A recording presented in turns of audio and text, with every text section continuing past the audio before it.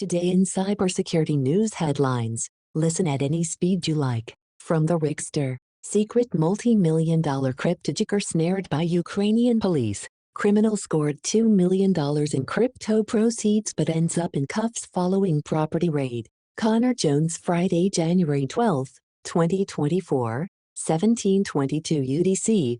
The criminal thought to be behind a multi-million-dollar cryptojacking scheme is in custody following a Europol-led investigation. Supported by the National Police of Ukraine, Europol arrested a 29-year-old, whose identity is being withheld, this week in Mykolaiv, Ukraine. An unnamed cloud provider worked with Europol AL to bring the crook into custody, an effort that also saw 3 properties raided as authorities built up their portfolio of evidence against them. The Register asked Europol for the identity of the cryptojacker, but was told by a spokesperson that it's being held under judicial secrecy in Ukraine. The cloud provider that offered a helping hand to the investigation also apparently doesn't want to be named at this stage. It's understood, Europol said in a press release. This case illustrates the power of law enforcement joining forces with the private sector. A cloud provider approached Europol back in January 2023 with information regarding compromised cloud user accounts of theirs.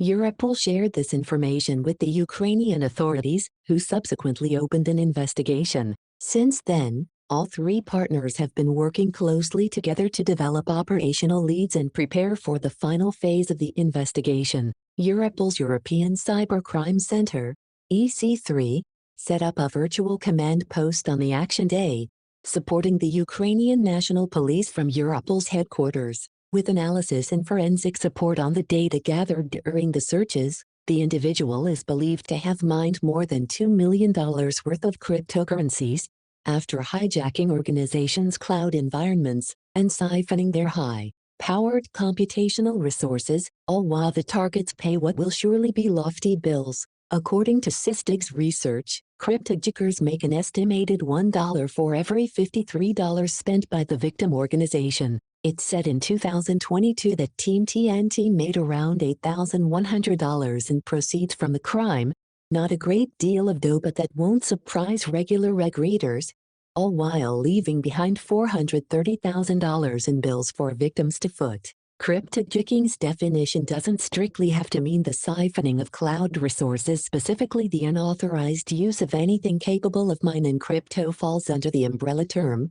But if criminals want the quickest results, then cloud services are the main target. With millions in their digital wallet, the case of the arrested 29-year-old shows how lucrative a successful cryptojacking campaign can be. And recent research has indicated that credentials for the biggest providers can be autonomously sourced in mere minutes. Cryptojacking has been a headline-grabbing crime for years now, and there were even major voices in InfoSec in 2018 pondering whether it might overtake ransomware as the primary threat to organizations. This obviously never really materialized for a number of reasons, including but not limited to the volatile nature of cryptocurrencies, the closure of CoinHive, and the sheer fact that ransomware seems to be this unstoppable business model. Although we have some thoughts about that, when you also consider the average net returns of cryptojackers against ransomware affiliates, then it's clear to see why the former has become less popular over time. eBay to cough up $3 million after cyber-stalking couple who dared criticize the souk. Steph sent live cockroaches, porno, and more in harassment campaign to silence pair. Jessica Leone Hardcastle, Thursday, January 11, 2024, 21:55 UTC. eBay will pay $3 million to settle criminal charges that its security team stalked and harassed a Massachusetts couple in retaliation for their website's critical coverage of the online tech bazaar. Under a deferred prosecution agreement, eBay admits responsibility for the actions of 6 of its former employees and a contractor, all of whom previously pleaded guilty to physically and electronically harassing Ina and David Steiner. The Steiners in 1999 co-founded E-Commerce Bytes, a website and newsletter that reports on and scrutinizes e-commerce companies, including eBay. Some bosses at the web auction house didn't like the coverage and decided to make the Steiners live some misery to pressure them into silence. The U.S. Justice Department subsequently charged eBay with 2 counts of stalking through interstate travel. 2 counts of stalking through electronic communication services, 1 count of witness tampering, and 1 count of obstruction of justice, in addition to paying the $3 million penalty, which is the statutory maximum fine for the 6 felony offenses. eBay will also be required to retain an independent corporate compliance monitor for 3 years and to make improvements to its compliance program. The Steiners are, meanwhile, privately suing eBay for damages, a lawsuit that is ongoing still. The company's conduct in 2019 was wrong and reprehensible, eBay CEO Jamie Iannone, who took over the biz in 2020, said in a statement on Thursday. From the moment eBay first learned of the 2019 events, eBay cooperated fully and extensively with law enforcement authorities. We continue to extend our deepest apologies to the Steiners for what they endured beginning in August 2019.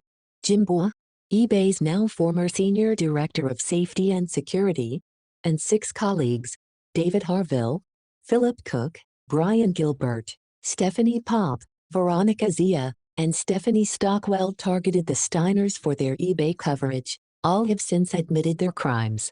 The 7 worked together to harass and intimidate the Steiners, and to place them under surveillance with the intent to harass and intimidate them, through repeated and hostile Twitter messages, deliveries of unwanted, and in some instances disturbing items to the Steiners' home, and travel to Massachusetts to conduct physical surveillance, according to prosecutors. eBay cyber-stalking victims sue Internet Tat Bazaar over former staff members' campaign of harassment.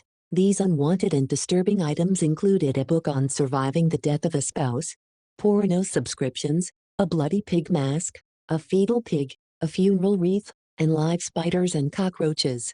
The ex-eBay staffers also traveled to Natick, Massachusetts, to surveil their victims and installed a GPS tracking device on their car, and posted an ad on Craigslist seeking sexual partners and providing the Steiners' home address. After the Steiners called the cops, Baugh made false statements to the Natick Police Department and internal investigators. He and his team also deleted digital evidence related to the cyber-stalking campaign and falsified records. 6 of the crew have been sentenced for their roles in the crimes. In September, Baugh received nearly 5 years, 57 months, in prison, and Harville was sentenced to 2 years behind bars. Pop got a year in the cooler, Cook got 18 months in prison and 12 months of home confinement, while both Stockwell and Zia were each sentenced to 1 year of home confinement. Gilbert is awaiting sentencing. That's a wrap for now. Thanks for listening.